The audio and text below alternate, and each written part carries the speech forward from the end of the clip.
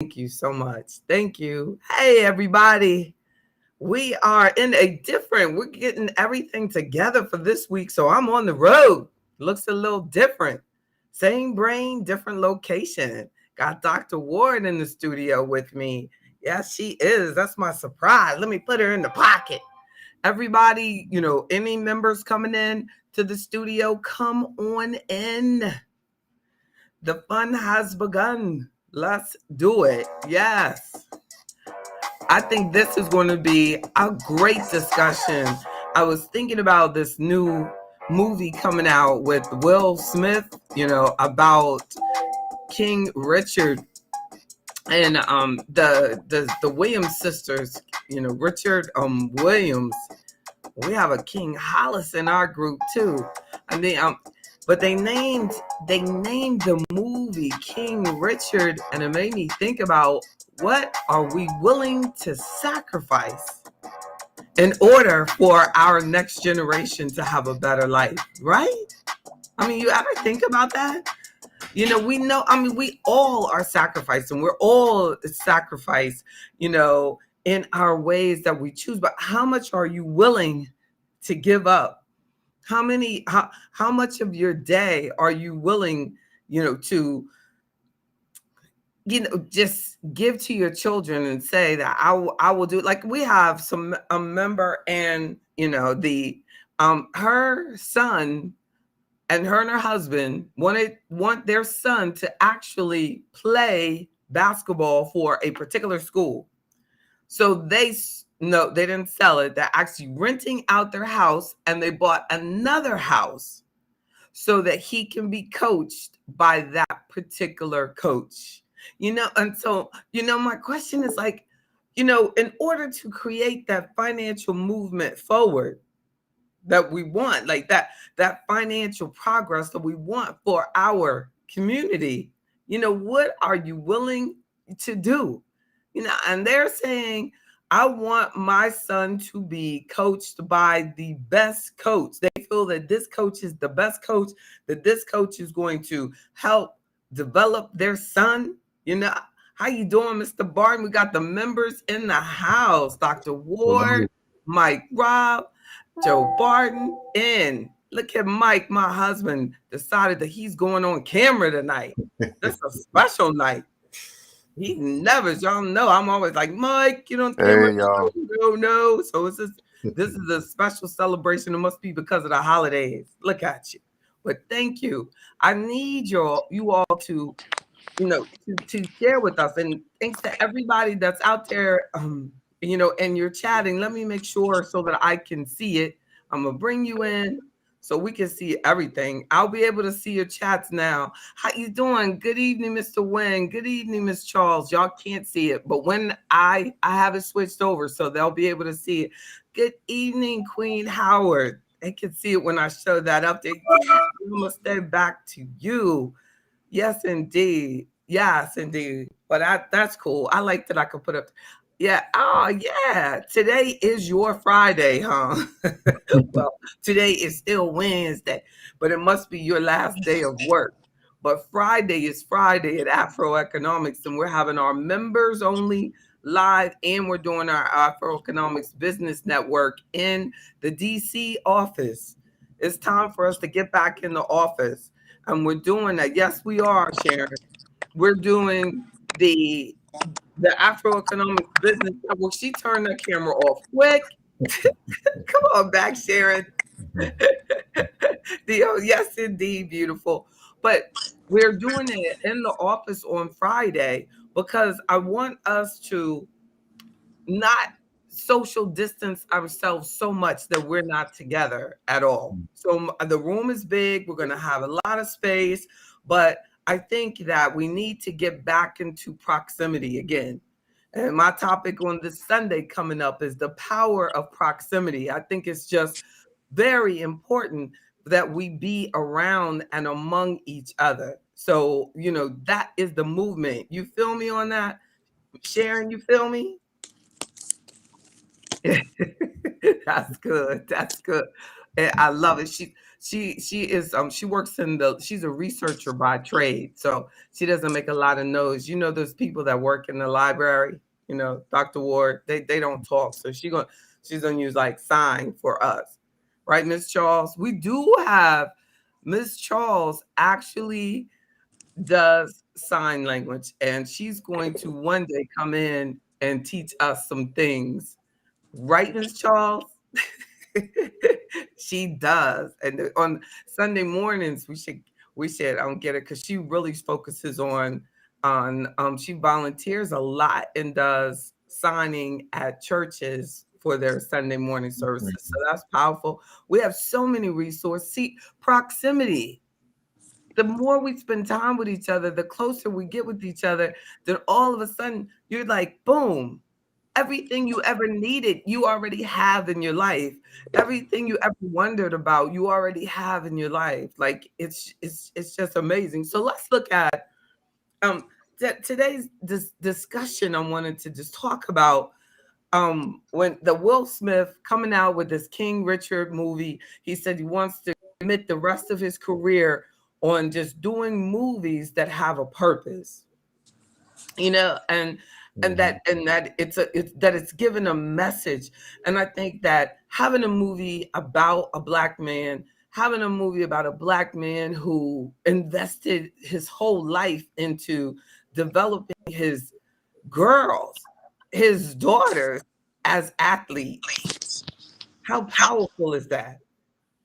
No, have you heard about the movie, Mr. Barton? Yes, yes, I have.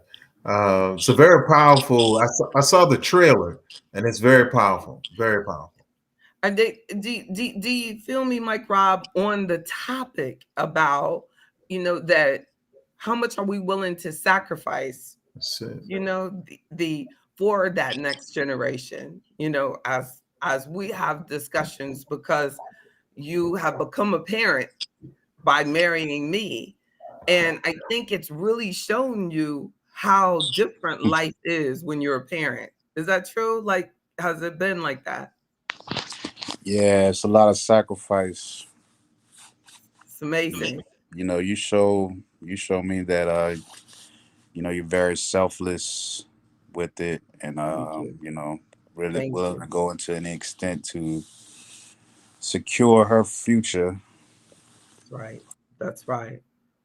And it's so true. And and I think that sometimes we take for granted when when we bring our families together, and we realize, we don't realize how blessed we are when you do have a good parent that steps up. It should be called a step up parent, that they step up, and do things that they don't have to do, you know what I mean? But God chose them to do it, and they feel that responsibility. We have a day for everything. I wonder if they have like a step up parent day, you No, know. They really should, or like people who I have a lot of clients who take care of foster children. It requires the same sacrifice as a parent when you're a step parent, when you're a foster parent, when you're a teacher. I have a lot of clients who are educators, but they have no children, or their grandchildren, but you're still making that sacrifice. And I think that I want to say just thank you to everyone who is doing what they can to contribute to the next generation, especially those who, they're not, they're not your natural child, because when I did the teen workshops, and especially the one that I did once COVID really started, I realized how important it is for us to bring a sense of social responsibility into our work. We think, oh, we just got to go to work and 9 to 5, and at the end of our workday, there's nothing that needs to be done for society. But I truly believe that we can bring social consciousness and social responsibility into our 9 to 5. into your business, into, your life. And just because your children get grown doesn't mean that we don't have things that we can, add and make a difference, right, Snoopy T? She says she never had a birth child, but I feel I am truly a parent. Yeah. And whenever time I talk to you, you think you my parent. How Mhm. you doing, Jenny Jones?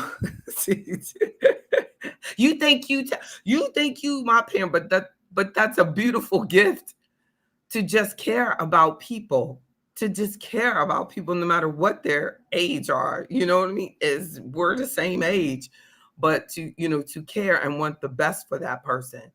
And the so let's look at some key points. I don't want to say 10 ways to make sure that we create positive financial movement into the next generation.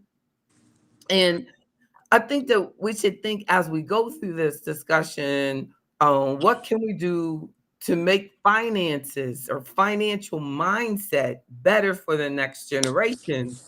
Because there's so many young people now who are caught up in what the Securities Exchange Commission calls the gamification. So that's going to be my topic on Friday. The gamification of investments. That's what I want to talk about when we're in DC. And that's impacting this generation, because they're not taking, and too often, because of these different apps that are out there now, they've almost gotten involved with the stock market almost on a level of addiction, where they have to make these transactions every day, and they don't understand the upcharges that they may be getting on the front and on the back, and how these companies, that say no commission or no this and no fee, no that, they're making billions of dollars. They're making money. It's being made. So we have to, help them by the example that we set, and help them realize that developing wealth takes time and discipline. It does not have to be, and typically it is not very transactional. That it should be more intellectual, developed by historical performance, developed by, I know what this is. I know what it's made up of. And this is a mentality that is not being given to our young people, because of the push to just get whatever little money they have and take it away from them.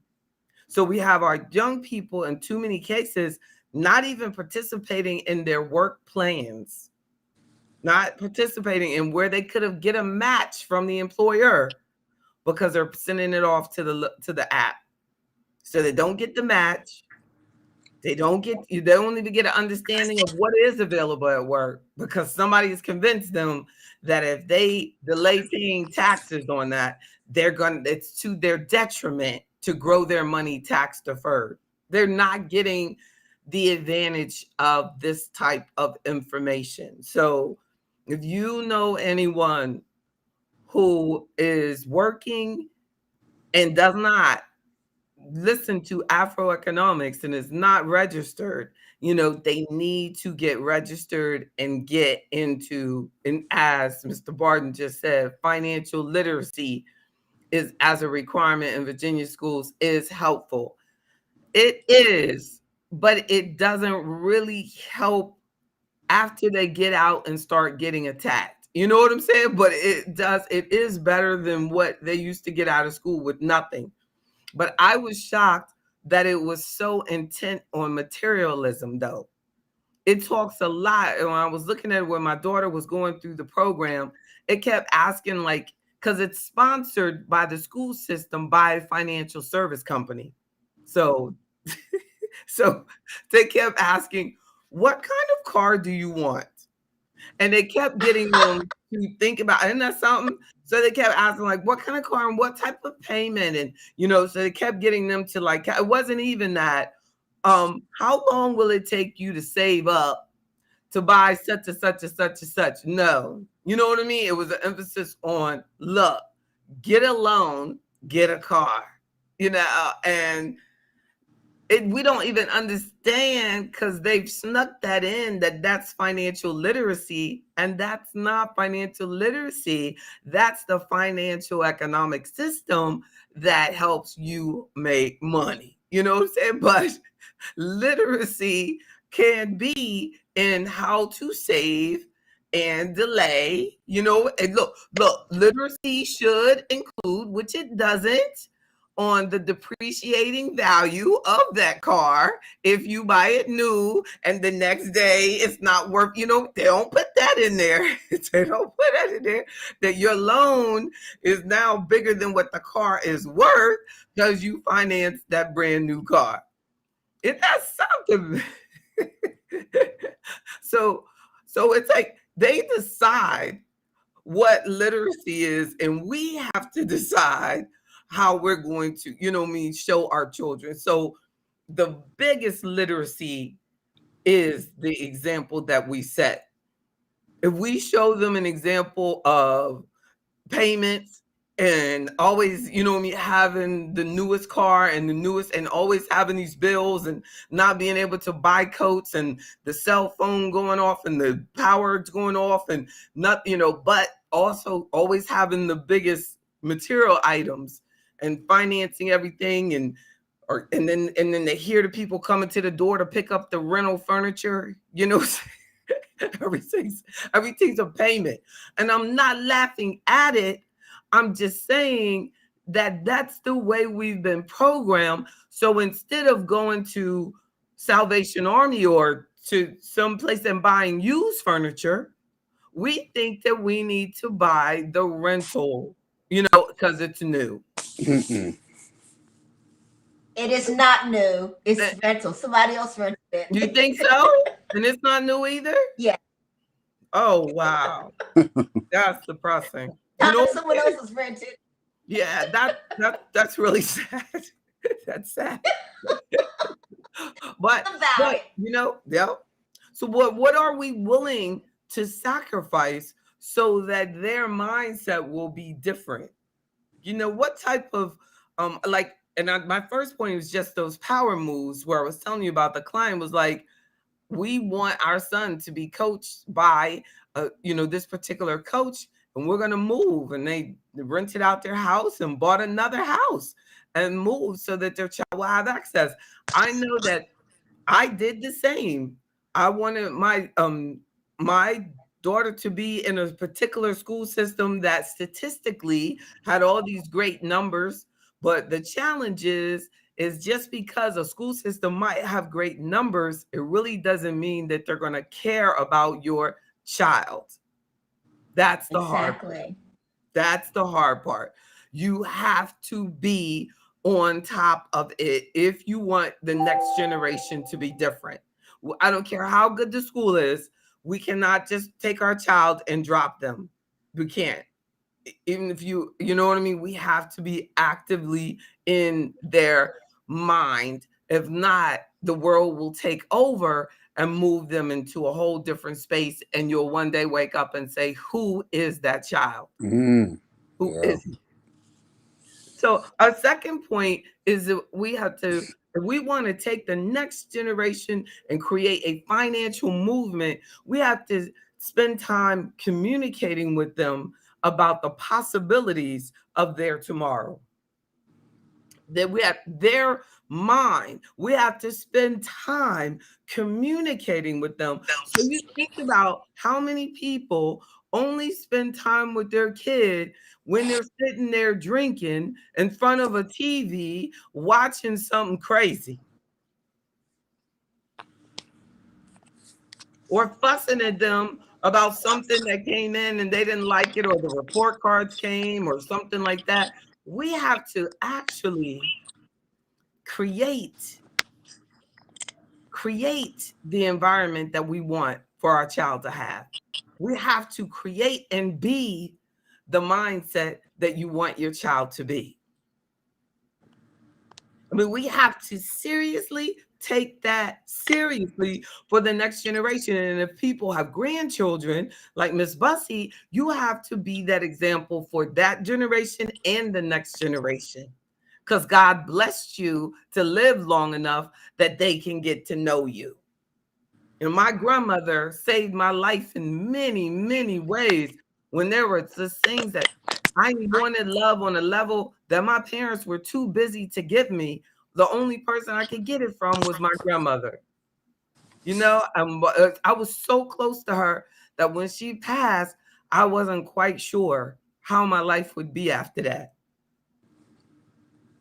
But my mother even said that on the night that my grandmother passed, my grandmother looked at her and said, "Please take care of the baby." It was like she knew that was it. That was her last night. And she had a massive heart attack and was gone. But grandparents are so important that I remember her saying to me, if you do right, this, if you do right, this, if you do right, like she was creating this mindset that I had to do something in order to get something. I had to first earn this by doing right. Then this happens. Not just telling them, you're going to get this when I die. You're going to get this when I die. Because she didn't have anything for me when she died. She gave me food to live off of. She gave me mind food that still feeds me. Yes, Mr. Barton said you have to be intentional. Yes. Do you have children, Mr. Barton? Yep. Grandchildren? You're muted, but I can understand though. You said you have I'm grandchildren. sorry about that. Yeah, I That's have adult grown children, and as well as I have some very young grandchildren. And I've started talking with the grands about this 529 thing that I've invested when I'm talking about, beautiful. what we're invested in.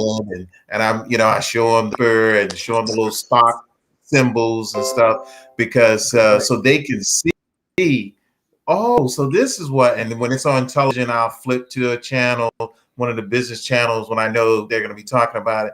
And so they'll look at it. And so it's interesting how kids, even very young, sort of gravitate, because sometimes I've forgotten, and they'll come to me and say, hey, Pops, we're going to do that today. Oh yeah, that's right. Yeah. This is good. Yeah. That's So I so think good. that we still have to, it's just like playing sports with them. I mean, Right. or whatever Right. else we do with them. That's I mean, right. we have to instill That's in right. them that it's important and it's fun. And it's fun. That's right. So we have to That's do right. it. That's right. Yeah. That's right. Yeah. That's right. And Mhm. I feel like that and it's very it's very sometimes I feel like that we skip because we want them to be very smart. So we skip the most important parts. And I believe that finances are just like athletics.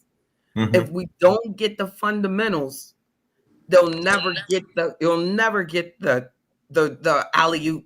You know what I mean? And the dunk. Yes. So the Yes. stocks and stuff, that's the alley oop, that's the dunk. But Yes. living within your means, not being materialistic. This shoe is fine. I don't have to hide the Jordan because I'm gonna save some my money. You know what I'm saying? I'm not Yeah. trying to keep up with the Jordan. If we can get that, like where they don't have that, you know what I mean, where they're measuring themselves against, you know what I'm saying, a poor mentality, then Right. and they're actually realizing that there's so much more out there. Like, Yes. then we have everything. All of that's gonna, you know what I mean? All of that will come. But what I see too much is the people who put the money away, put the money away, put the money away, and then because of a character challenge, they don't end up having it. Right. You know what I'm saying? Like they Mhm. don't. I would say that your talent can get you to a place where only your character can keep you. Oh You know, yeah. Amen. you know what I'm saying? So if we can get them, you know what I mean, character, like you know what I mean, relating to how but it's because it takes so much time. Like if you see them being generous and then you point that out, oh, I have to, oh wow, that's so nice of you, you gave your brother $1, you are so generous, you know what I'm saying, then then that creates them like, wow, okay, you know what I'm saying, it's good to be generous, they, like that. But if we could actually create a mentality of all they think about is their own money, my money, you know what I'm saying? Get more money, more money. They can lose sight. I mean, we really can't, and it creates that transaction oriented. So then they're always chasing that next dollar. What's that best investment idea? And I always tell, like, clients will go, what's the best investment? What's the best investment? And I go, it depends. It really depends. You know what I'm saying? And they're so used to being sold. People are so used to being sold that they aren't ready uh, to develop a relationship with someone that actually cares and wants to know what's important to you and your family and where do you want to accomplish and what would make you feel good. Because sometimes I've had to work with people, and I've discovered that, for example, the 529 is inappropriate for them, which is hard for us to even imagine. But sometimes the 529 creates an unnecessary tax position, and then sometimes it disqualifies the child for things, for scholarships and things that could help, where a grandparent is in a position that they can tax and shelter it, you know what I mean? And sometimes I'll use a retirement account for a college fund, you know what I mean? Instead of, because it's still all your money, instead of, putting it into something that may not even have the opportunity to grow as well, especially if it's connected to a limitation, if it's a particular state or things like that. So we want to make sure that we get together, and talk about what is best for you as you're thinking about what you do for a child. Because a client was saying that the other day, oh, I want to do this for my grandchild. And then I was just talking about different tax situations because I want to work, it's going to be best for both of you.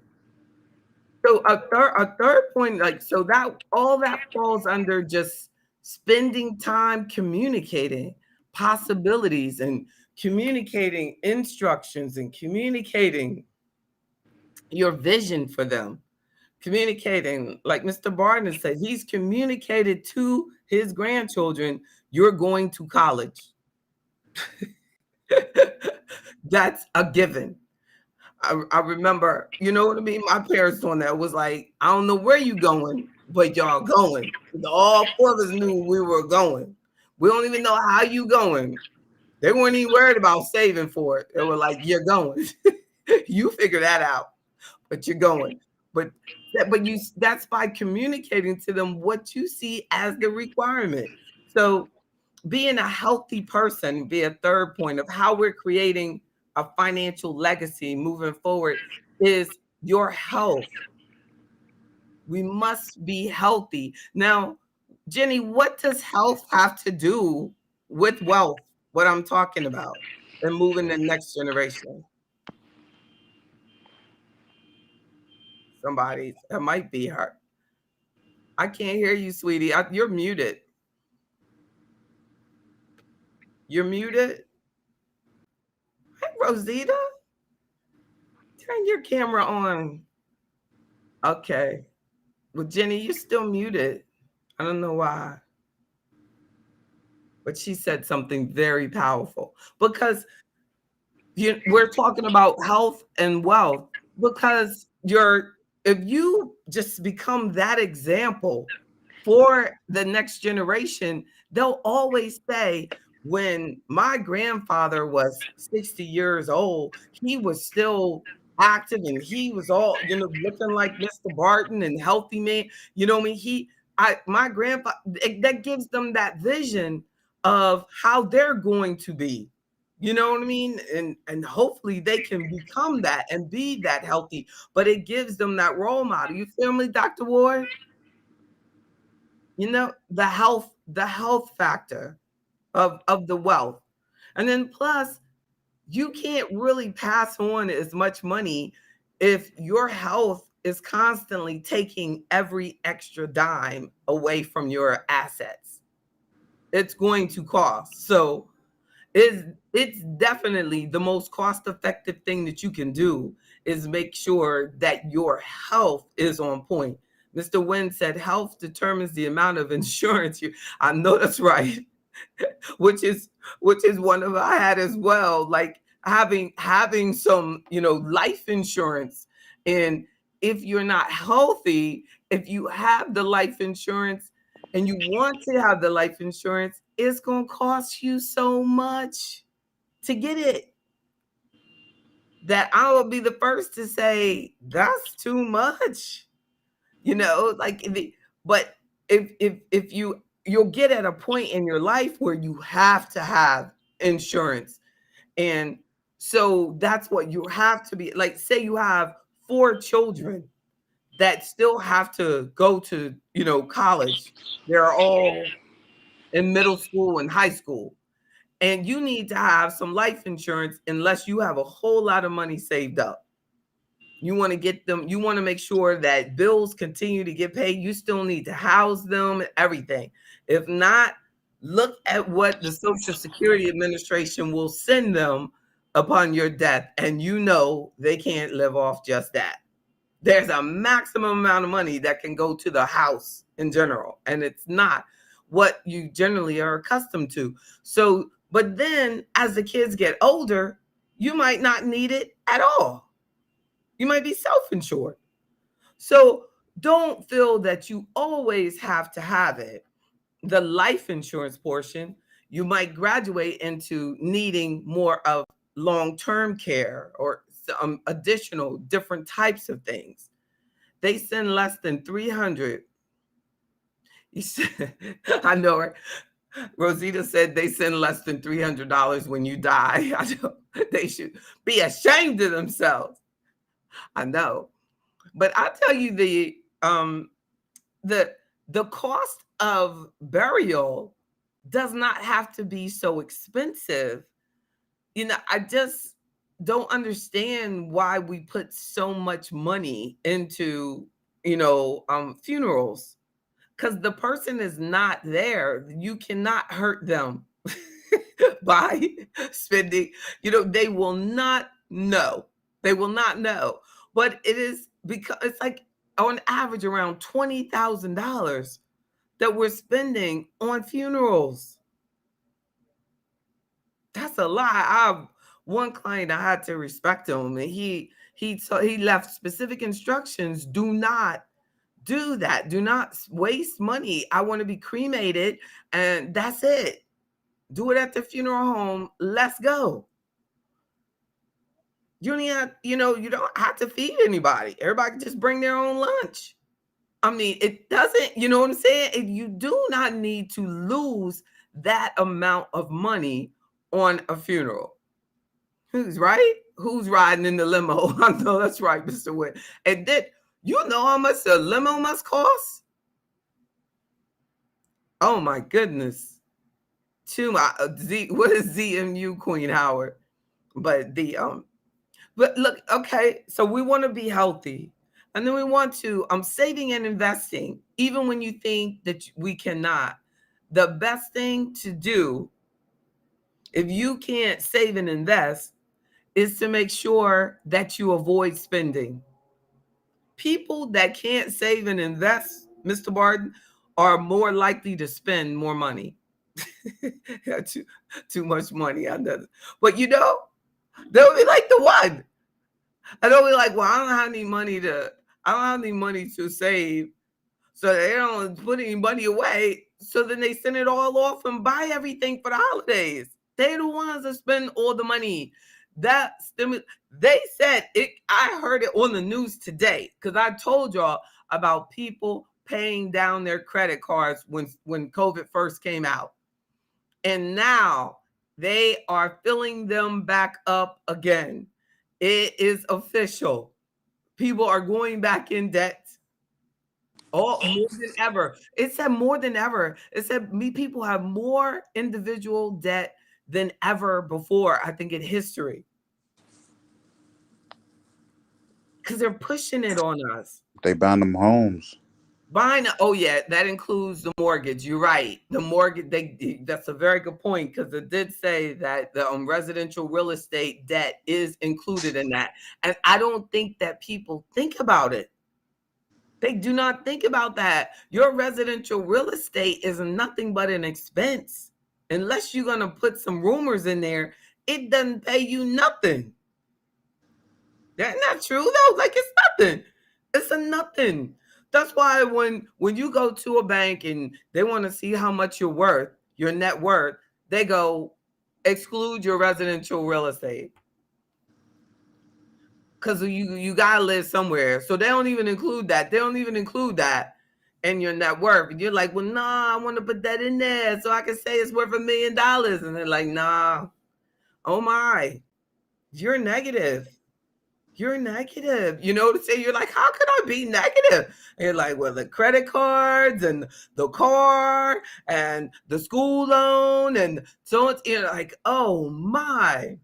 So you don't have to invest. Like, you could retire tomorrow if you didn't have the bills. You can be financially independent. You can pass that on to the next generation. Debt freedom. You know how many people, they go like this. There was this lady was telling me that her father and his wife, they bought this house together, and they were married 20 years. But her father, and they was from another country. So when the mother died, her kids told him, get out. This my mama's house. Even though they bought it together, his name was on it. To get out, this my mama's house. And do you know what he did? You know what he did? He got out because they had a mortgage on it anyway. I said, good for him. He got the pension. I said, I know that's right. It was like, get out. They were so crazy. They were like, he was thinking to himself, and you better make that payment too. Do what you got to do. I'm out. And he went back to his home country. It's not all that. But people are like fighting over something, oh, my mama, my daddy left the house and left the house, or even in a divorce. And they're just like, oh man, so and so got the house, but they got the payment too. What is that? Like, and any equity in there, is going to have to be split. But we really have to focus on the numbers and stop, showing this to our next generation about this mentality of thinking that things are the way they look. It's so much deeper than the way things look. We could have a whole conversation about that, like I was saying about, like, with the financial literacy. But then at the same time, it's like, what are they teaching us? And when they put you on a diet, and they give you all these toxins with sugar-free stuff made of pesticides or something, you know what I'm saying? And you're just like, oh, and then you find out you're dying because you have all the, you know what I mean? You're skinny, but you're dying because you ate all the acidic stuff. And then you got these other diseases. You're like, oh my, I want at least when, so it's like everything is so much deeper. Or when you're going and you're like excited and, oh, I'm buying these stocks, and you're buying these stocks, but yet you're leaving all this money on the table because you're not doing it pre-tax, and you're not even getting your employer match. So that's why we have to talk all these things through. And that's why everybody, really would need to talk about it. Both parties have to sell everything to pay the attorneys. Isn't that the truth? Oh my goodness. Like this lawyer told me one time, he said, when you get the lawyers involved, nobody wins. And it's so true. Nobody wins. I tell clients all the time, I go, let me do it. Let me help you. Let me see what I can do. Do you have no idea the hundreds of thousands of dollars I have saved clients by just telling them, do it this way? Or the tax ones where they go, I'm gonna get your tax liability, you owe the IRS. Generally, they don't even owe the IRS. So this company, they pay the company $4,000, 5,000 to tell them they don't owe the IRS. Then they deem it that it can't be collected. Then they see that you make money, but in the meantime, you've paid them the $5,000 because they told you they helped you. Then they write you a letter right after you paid, after your check clears from the IRS with a tax lien, or you know me saying, oh no, that wasn't collectible that week, but it's collectible this week. And you have spent all that money. But the truth of the matter is you just did your taxes wrong and nobody wanted to help you. Nobody wanted to help you do your taxes correctly. That's the thing that, and for our next generation to move forward, we have to partner ourselves. We have to, yes, Mr. Wynn, we are being the suckers way too long. There is no easy way out. There is no easy way out. I'm gonna tell you the truth. It's truer than anything in the world. Everything I've told y'all before about like how I like to do push-ups. And push-ups used to be like really, really hard to me. The only time push-ups now are easy to me is because I started doing heavier weight. Heavier weight. If you don't expand yourself and try something harder, everything that you do will always be hard to you. And that's what we are. We always want to get like, oh, who can I pay to get rid of that? Who can I so and so da da da? But then you come to me and I go, well, what we need to do is gonna have to take it year by year. I'm telling you, one lady, we had to catch up 10 tax returns. And it was unimaginable how I was like, JB, you have totally bit off way too much, way more than you can chew. This is like, you know you don't charge enough to do 10 tax returns because I don't even do tax returns. So, but I was like, I'm going to help you get through this. But that made me more confident about my people need to get back to the fundamentals. They got to get back to the fundamentals. So if people go, do you do tax returns? I go, no, but I can show you how to do your own. I can show you how to do your own. It is a freaking database. It's a Q&A. Then you get it in there. I look at it. I analyze it. I can see, you know what I mean, the errors. The computer can see the errors. It's not rocket science. We just are not doing anything harder, so it seems so extreme. You got to do something harder. We got to do some heavy lifting, or nothing's going to change for us. We got to make the next generation. I remember my daughter's last year in high school, she had all AP classes. And all of her friends kept telling her, oh my God, nobody does that. Oh, nobody does all the AP classes. Oh, AP, oh my God. Oh, blah, blah. And I'm telling you, it got in her head. It got in her head. And I said, babe, what else are you supposed to take? This is the next level. This is the next level. You either, I really should have made her go to college. I should not have let her spend that year doing that because she was not in close enough proximity with anyone who whispered in a Black child's ear other than myself that Black child, you can do this. You know, when I was a kid, they would say, Black child, you can do this. Black kids don't get that kind of help now. It's like, of course you can do it. So I'm not going to tell you that you can do it because Obama was president. So y'all can do anything. Do it. Do it. You know, but we're not. And we need to reach out and we need to keep pushing them. I would do it again. I would do it again. I remember in middle school, a principal telling me, well, I don't think she should go on to the next level because she didn't get B. She didn't have all B's or something. in this particular math, so she should stay in this math again. And then I said, well, are all the other students that got B's, like, are they staying in this math? And he said, well, no, no. And I said, well, then no, she goes forward, period. I mean, I can't, but and I told him, when you set the pace, that's the pace that she goes at. And this is the way I want us to think about the next generation. When we set the pace, when King Richard said to Serena and Venus, he did not say, y'all going to be second best. You know what I mean? He's going to say, y'all going to, he said, you're going to have, I'm sure is what he said. I don't know what he said, but I'm sure he said, you're going to have the most powerful serve in all the planet. He didn't say your serve is going to be good.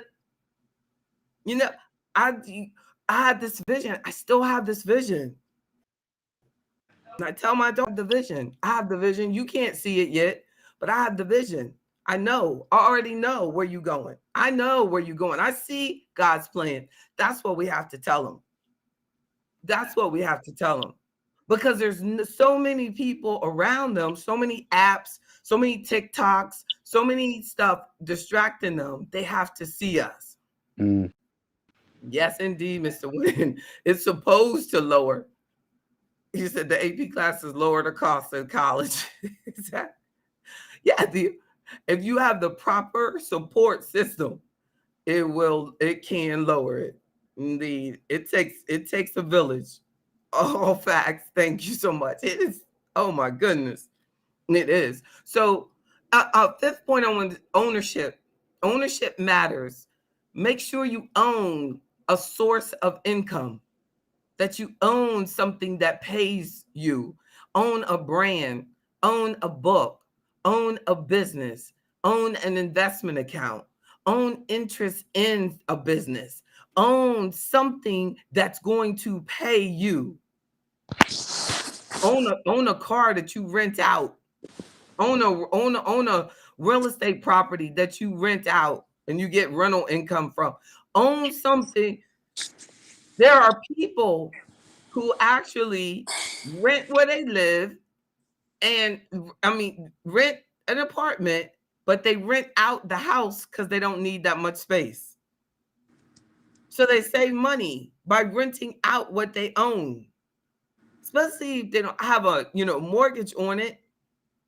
Like, people who work for people, you work for the government. In all honesty, they should save about at least 50% of what they make. Because if they don't, they really don't have anything else. Like, I can work and work and work and work, but when I get to the end of my career, it's mine. But when you work somewhere, you get to the end of your career, you know what I mean? And it's goodbye. It's goodbye. So if you're saving 50% and you're putting it into your own business, or you're putting it into an investment account, because with an investment account, all we're doing is buying ownership of other people's businesses.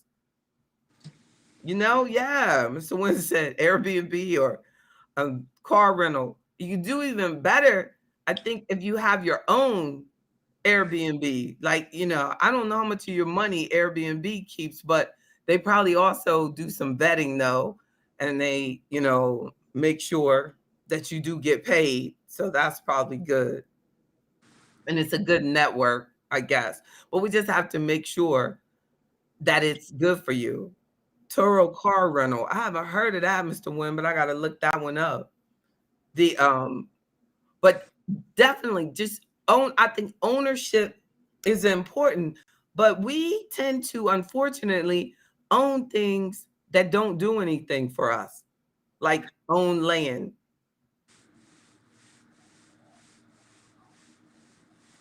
And I got land in the country, and I get that, but do you know how much money that's going to take to develop it? Do you know how risky that is? That you just have that asset sitting there when Just say it's worth 20,000 and we put it into something better. You know, anybody who doesn't have things actively doing, growing, being productive for you, like, it's the problem is not that you sold the land. The problem is what you did with the money when you sold the land. So you got 20,000 and then you spent it on a Cadillac. That's a problem because the Cadillac value went down. But we could have put it in, something with good historical performance or something. You could have even paid a credit card debt off. Like, are you paying 18% to the credit card? That's a guaranteed return on your money. But you'll have the house, you'll have that land sitting over there 20 years and you paying the credit card at 18%. You're not winning. And you're paying taxes. You're not winning.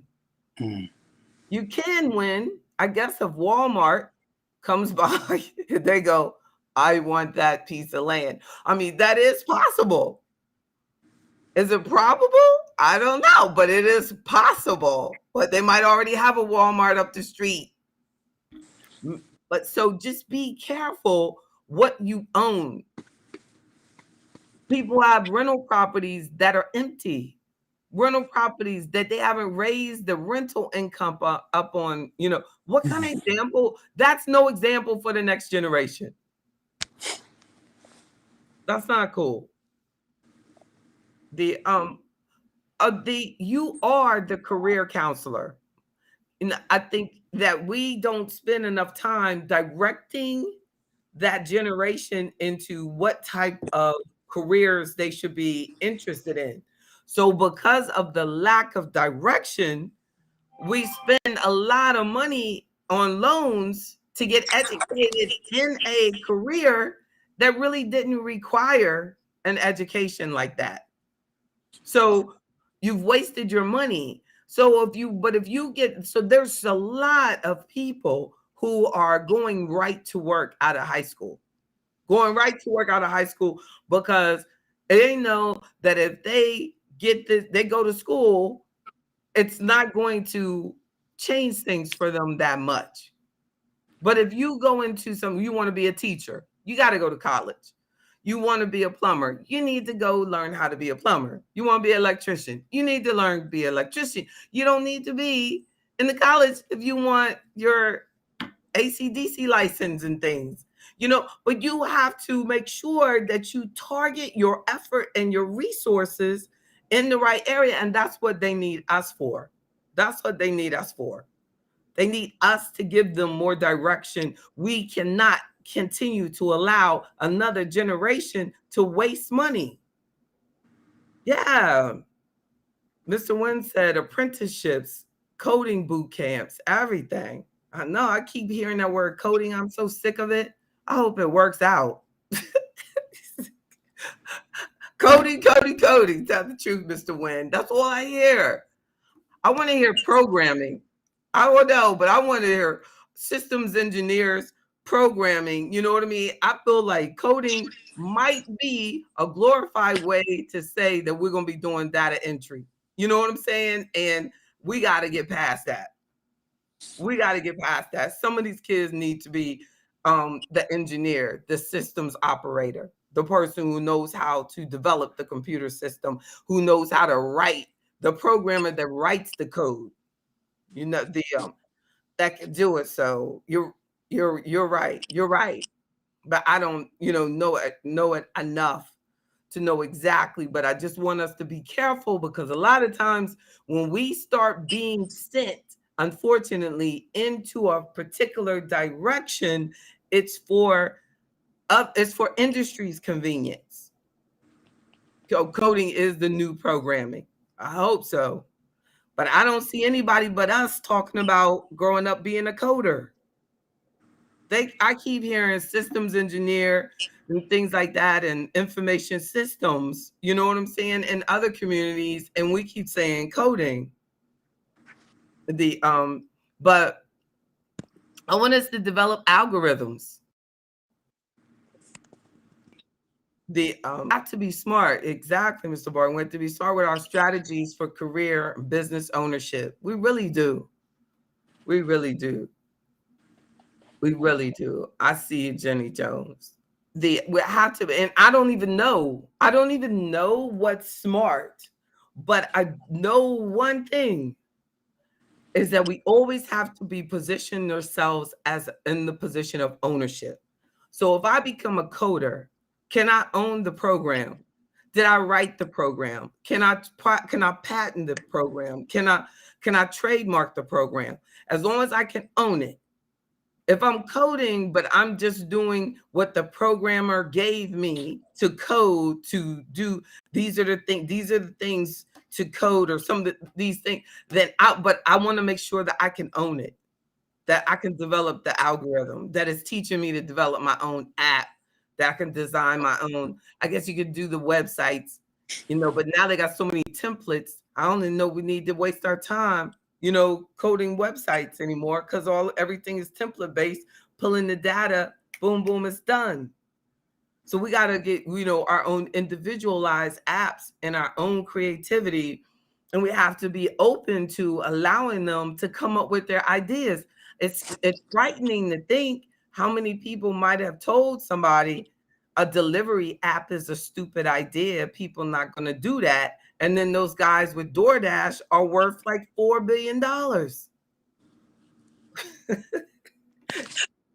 But you know what I'm saying? I really want to meet the person who told their friends, look, man, we should do this. And they said, nah, are you crazy? Ain't nobody gonna do that. Those people got their own delivery. And that's how $4 billion off a delivery app. Come on. Don't allow anybody to take you off point. Continue to believe that it's possible. Continue to think deeper and don't accept just whatever falls right in front of you. Don't just accept. I remember when I first was leaving the investment firm and this man wanted me to come work with him. And I said, well, if he's doing it, I can do it. And I have more licenses than he does. And I said, I can do this. And I went on there and worked on a whole nother level because he wasn't licensed to do the investments on the level that I was. But it was at least an intro, but I did not settle. I did not settle. I was like, why would I go independent and go backwards? When I go independent, I want to offer my clients more than what I was doing. So when I went independent, I could do car, home, life, health, all of the insurances, business insurance, plus stocks, bonds, mutual funds, ETFs, everything. I wanted to give them everything. I just wanted to be able to do more. They could choose not to be with me, but it wouldn't be because I don't do everything that you're doing. You know what I'm saying? You're just choosing.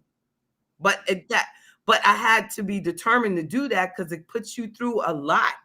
I go through a lot because there's a lot of regulations, a lot of requirements, a lot that has to be done, a lot of money that has to be spent, a lot. But it's worth it because it's mine. Ownership matters. You're the career counselor. That was 6. And then what level of performance do you expect? For that next generation, we're still thinking about creating a financial, what are we willing to sacrifice? What are we willing to do? What level of performance do we expect? Like I was saying about the principal, telling me, oh, she doesn't matter. She could just do, this and math and blah, blah, blah. And it's more fun. And, so I have a better time that you want us to get lost in the fun.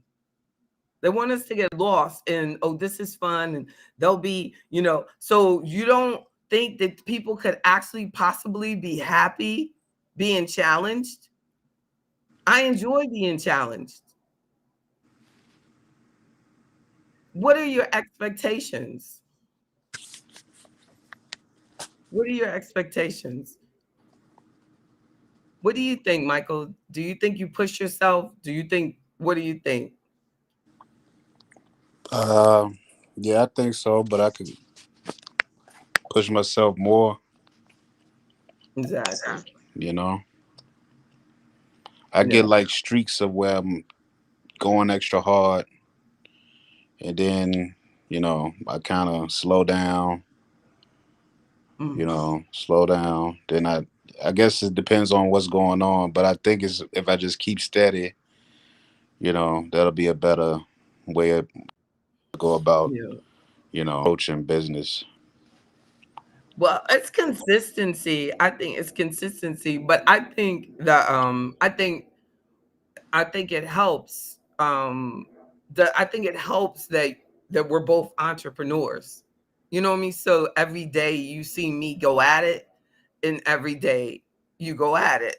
Like, so to me, you seem consistent, but you just probably are like, want to just push yourself even more. Yeah, it was just even more because I do. I think I max out. I max out. I max out. Don't you think I max out every day? Yeah, Exactly. yeah. I do. You I go do. past, you go past the max. Right? Exactly. Exactly. Use the max. Exactly. I know. They had this thing at the gym called muscle failure. And then Muhammad Ali used to say, don't start counting till you hurt. And I would love to be trained like that. Like I was never trained like that. And as a female, they never really train you. And I think that in many ways, being a woman has held me back because women were not encouraged, to max out each day, every, when being like that, like, and the but it is amazing. And then a lot of, people tell me, don't work like that, Michael will get mad, and blah blah blah. And you've never complained that, like, you work too much or nothing like that. But it is amazing how many, you know women really feel like that it's of a detriment. And I guess there are people who've gone through that, and I guess that has been true for me. Well, I You know, know what you present to the clients and the members of AfroEconomics and whoever you reach. It's an important mission. So yeah, yeah, I want to see you take it to levels beyond your expectations yeah, and continue, helping the community with what you present. yeah. But I know, So, I definitely know. I know that I can do better. I know that certain stereotypes for all of us. I know that as a black man, you all could say the same thing. There's certain things, you know what I mean, that as a black man it holds you back. There's certain things that as as a woman, and as a black woman, that the but I have to. well, I understand all that, but Yeah, I try to, as I gotten older, I try not to let that big, even put that out there. I'm in control of my destiny.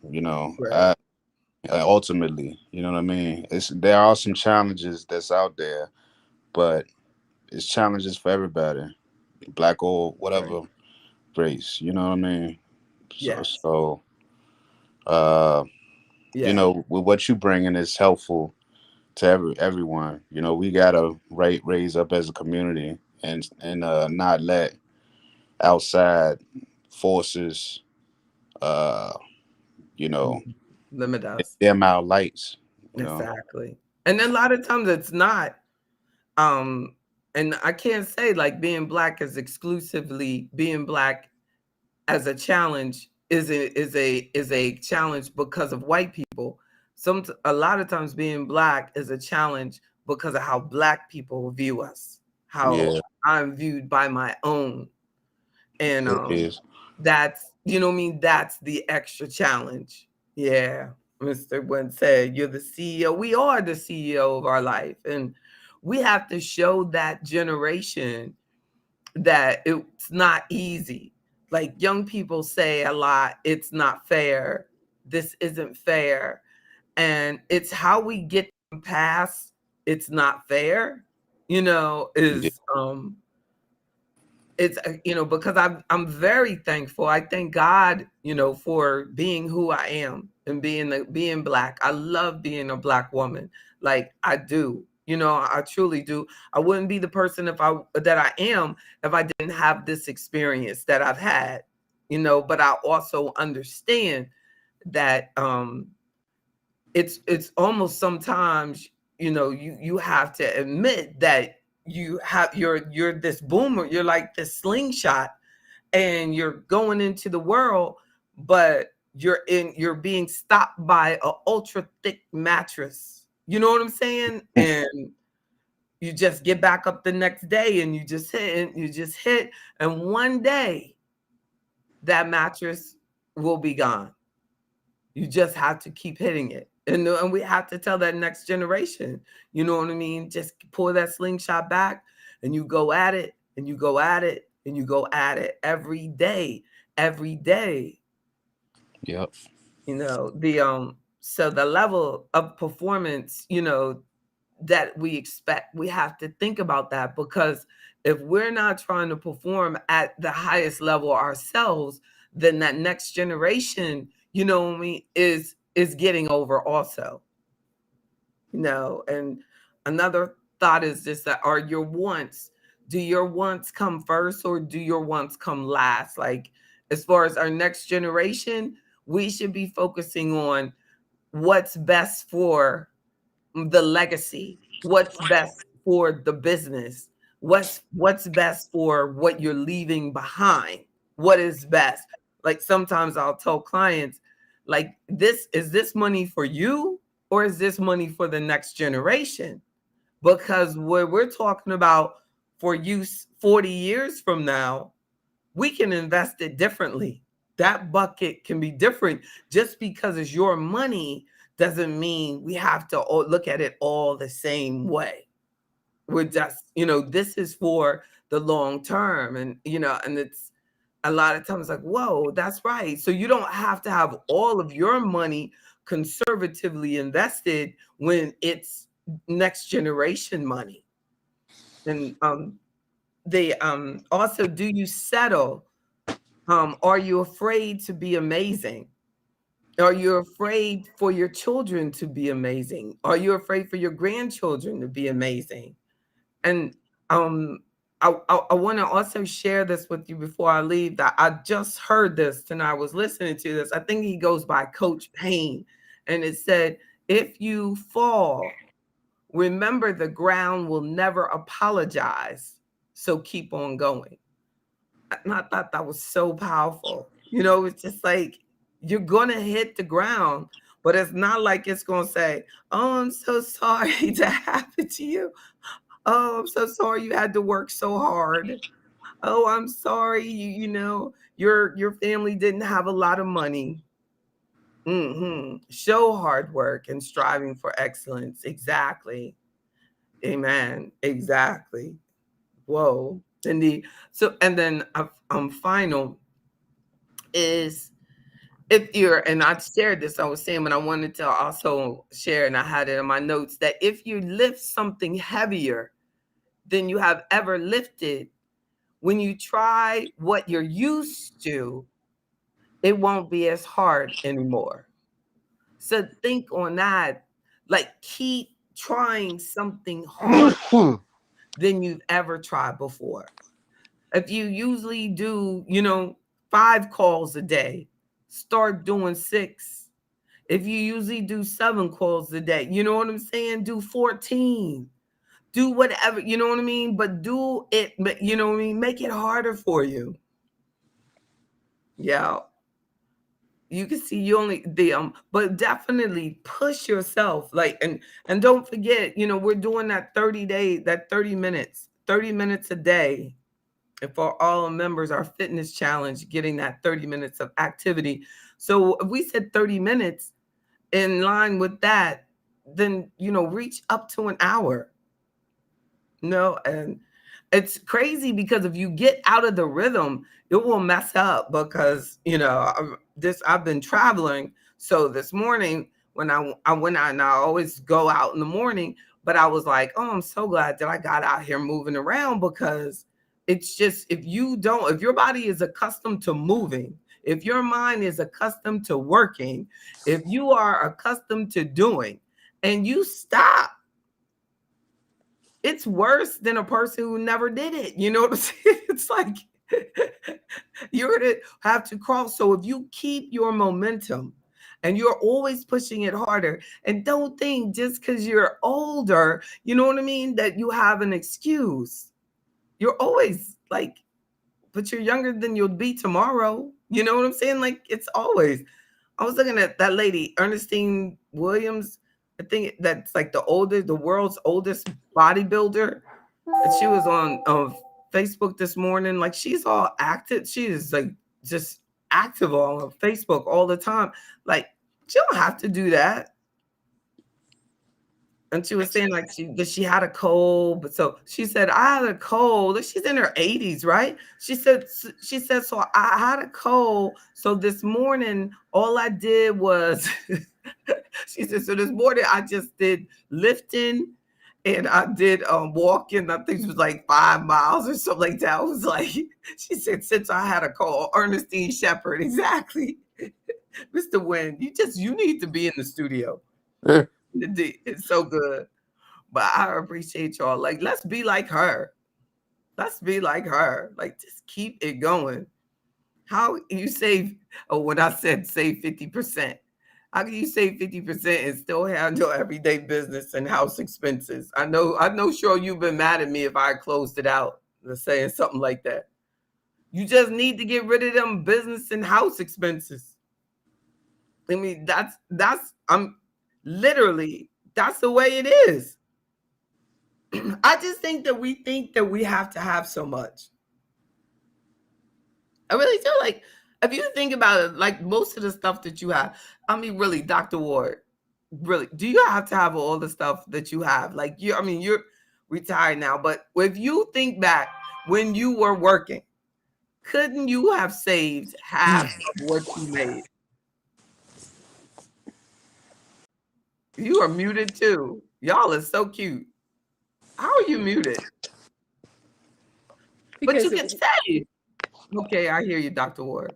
Okay. Yeah, only because now that I'm retired, I am more into looking at my spending habits and things that I really need and things that I don't. And a lot of things were because I want it and I can afford it, I would go get it. But that's not helping my expenses or my accounts to maintain a good salary, still in my accounts.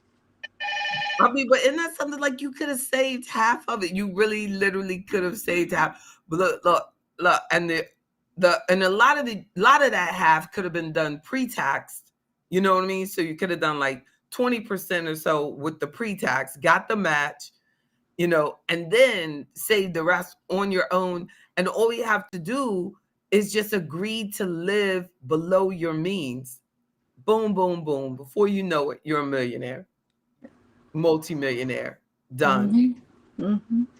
Yeah, I mean, it's harder when you're someone like me who has their own business, and you really don't know. When you have your own business, you don't know how much you're going to be making. You know what I mean? From month to month, week to week, day to day. You don't know. Like, you can try to get a little loan, and you have the little loan in the reserve, but that's still just a loan. You just some money sitting over there, but it has nothing to do. You don't know. But when you work somewhere, you know exactly what to do. Go in, do this work, get the thing, what you're gonna get paid, and then sometimes you get bonuses on that. You can really save a lot. But instead, you start getting all these promotions and can I live you? What you saying, Cheryl? But But instead we get these offers, and then you get the car, and then you start, all these things, these lifestyle things start happening. And then, you don't save as much as you really could, but you can save an amazing amount of money if we wanted to. If you wanted to. I'd save all I can. But when you're in business, there's always something you got to pay for. You've always got something you got to pay for.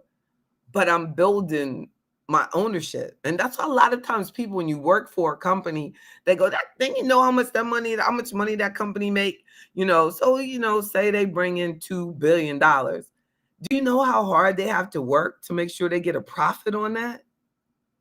It's not sales. It's not oh, I love you. I love you. I mean, it's about profit. And we really promote sales. Like, we'll say, that's why in the business network that I do on Friday afternoons, I always, when we have our sessions about that, I really try to get us to focus on the bottom line. It's your sales minus your expenses, your profit. How profitable is the business? Because sometimes you can actually have a drop in sales and become a more profitable business when you learn how to manage it correctly. So, but if, that means you're keeping more. You can sell off all the way through the chain, but what did you have to do in order to make that money? And was there a safety issue? Did you have to pay out a lawsuit? You know what I mean? Everything. So you had this big, but all of a sudden you lost sight of the profit. But thank you, thank you, thank you, thank you so much, y'all. We had a great time. I had a good time talking about this. I was just talking and talking. Y'all came in the studio, so we just started talking. Thank you. Jessica got me all feeling all self-conscious because she told me I look sleepy. Did I got?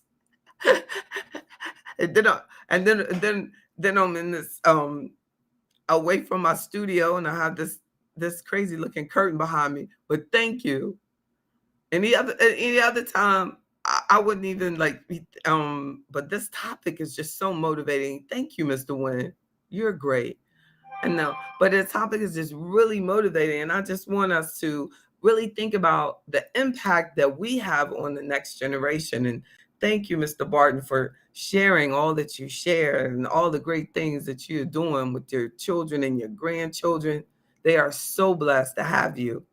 And Jenny, you just got your grandson out of college. Y'all, it's just doing it. And Dr. Ward, this just a blessing. You have some of your grandchildren are still young, like Mr. Barton's, aren't they? Like, what's your youngest grandchild is what? I have 2 teenage grandsons. Okay. Great. So Yeah. they are the youngest. The rest are You grown have and younger to than that, college and don't you? everything.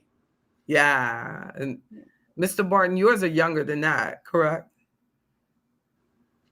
I have very little. I have a 6-month-old, a 4-year-old, an 8-year-old. Oh, that's so good. That's Yeah, so good. yeah. That's a blessing. That's Mhm. cool. Life is such a blessing. Well, I hope that y'all get to see all your babies and that we get to really just sit around the table at Thanksgiving and look at all that generational possibilities. And it's almost like sometimes that we're, preaching to the choir, but I like to have this archived because you never know whose life you're touching. Somebody needed to hear that. Somebody needed to hear that. So I appreciate you all. I hope to see y'all Friday in DC. We're going to be talking about the risk of the gamification of investing, the risk there. I'm also going to send out the link so the members from home can actually see it as well. So that we have quite a few of you coming in, and lunch is my treat. So I hope that you will be 700 12th Street, Suite 700. Please register. And we're going to pick out. I know we're gonna have one chicken nugget apiece. Are you making my reservations for me? Yes, indeed. I'm gonna make your reservations for you at Chick-fil-A. No, I mean at the hotel.